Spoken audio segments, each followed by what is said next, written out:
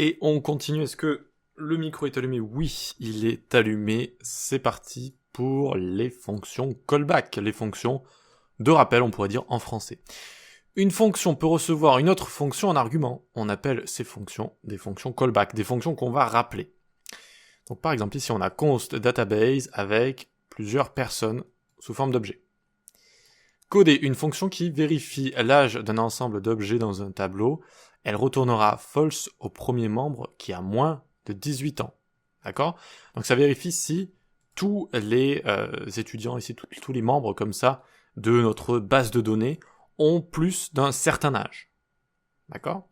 Donc ici il y a deux choses à comprendre. Alors c'est vrai que je vous ai laissé la fonction juste là. On aurait pu la coder ensemble, mais c'est pas très grave. Donc ici on a un tableau en premier, le premier paramètre est un tableau, le second paramètre une fonction callback. Je viens boucler à travers mon tableau, d'accord, comme on a appris à faire, et pour chaque élément, si ma callback retourne false, alors je retourne false. Donc ici le retour va me sortir de la fonction, d'accord, quand il y a un retour dans une fonction, ça vous sort de la fonction, ça retourne false et c'est fini quoi.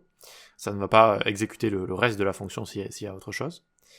Sinon, si du coup, eh bien, en ayant appelé ma callback sur tous les âges ici, tous les âges qu'il y a à chaque fois, d'accord, de chaque objet, eh bien si à chaque fois ça retourne true, eh bien je retourne true. Donc ça veut dire que toutes les personnes de ma base de données ont plus de 18 ans par exemple, mais on va voir qu'avec cette fonction callback, justement, on peut écrire beaucoup de choses. Alors, on peut tester toutes sortes d'âges, c'est ce que j'ai écrit ici. Ok, donc on va ouvrir ça à côté, est-ce que je l'ai ouvert ou pas?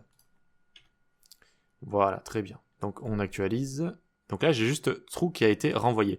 Et notez que c'est au moment où j'appelle ma fonction qu'ici je lui passe le tableau, d'accord, premier paramètre, d'accord, donc mon premier argument est un tableau, et second paramètre, c'est une fonction.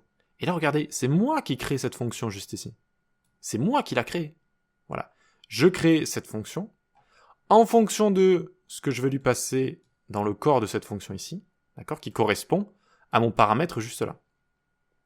Donc au début, vous allez un peu galérer à comprendre cette sorte de logique, d'accord, de l'utilisation d'une callback. Vous avez la fonction qu'on appelle fonction d'ordre supérieur quand elle, justement, reçoit comme ça une callback ou quand elle retourne une fonction, c'est une fonction d'ordre supérieur, qui va utiliser cette callback. Mais c'est à vous, au moment d'exécuter cette fonction, de créer cette fonction callback. Et alors à quoi ça sert tout ça? À quoi ça sert? Eh bien regardez ici, je peux dire par exemple si on est en France, l'âge de la légalité, quand on devient majeur, c'est 18 ans, on est d'accord. Mais par exemple en Amérique, aux USA, c'est 21 ans. Voilà. Et donc à partir de là, je peux voir que là, oh là là, c'est false maintenant. Par rapport aux critères des États-Unis, c'est false. Donc ici par exemple, Paul n'est pas majeur aux États-Unis, mais il est majeur en France.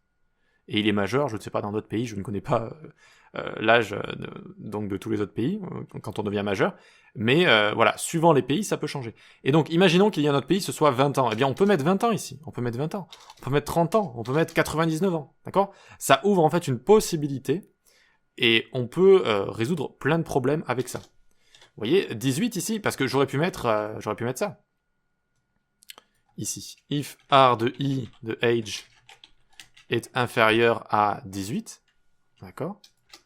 Ça m'aurait fait la même chose juste ici, d'accord? Ça m'aurait retourné true, mais cette fois je n'utilise pas une fonction callback. Ça veut dire que je suis obligé de changer ma fonction ici principale à chaque fois. Je dois écrire 21 comme ça, je dois écrire 30, etc. Mais je le change à la main. Alors que là, je peux le changer au niveau de l'appel. Ça veut dire que l'appel résout en fait énormément de problèmes, une infinité même, j'ai envie de dire, de problèmes. On peut résoudre à partir d'une fonction qui attend une fonction callback, une fonction d'ordre supérieur, on peut résoudre une infinité de problèmes en changeant simplement la callback qu'on lui passe. Et non pas en changeant le corps de la fonction qui attend la callback. Voilà, donc là, je fais CTRL Z, Z, Z, Z. Hop. Et donc là, on a quelque chose de beaucoup plus flexible. Parce que regardez, je n'ai plus qu'à, comme je vous ai montré, à faire ça. Vous voyez? Oups. Ce genre de choses. Voilà. True, false, false. J'utilise la même fonction, mais je peux résoudre plusieurs problèmes avec la même fonction.